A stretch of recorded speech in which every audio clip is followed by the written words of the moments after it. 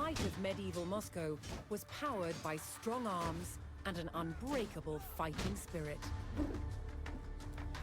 Fighting with a sword and shield, eye to eye in a gritty and brutal contest, was the European way. Swords in Moscow developed along the same lines as they did in Western Europe. This is a typical sword of around 1400. It's got a broad, double-edged blade, a simple crossguard, and this heavy pommel counterbalances the blade. They were so well balanced that these powerful medieval swords were capable of being wielded with great speed and fluidity. By the 14th century, improvements in the manufacture of iron made it possible to fashion swords with longer blades. And swords like this, requiring two hands to wield, became more and more common on the battlefield. They were called long swords, and they were used with sophisticated martial techniques. It does have incredible and terrifying power.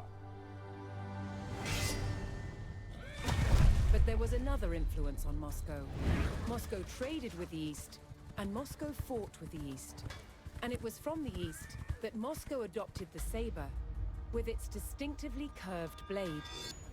The curve on a saber blade gives a natural slice to the cut, so cutting deeper for less effort.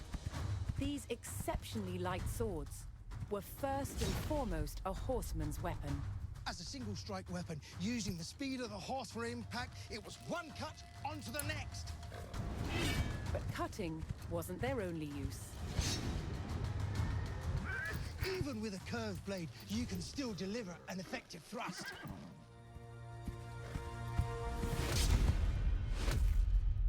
However, for all their cavalry dash, the old ways of standing firm remained part of the Muscovy way, forging a military culture that was a unique blend of West and East.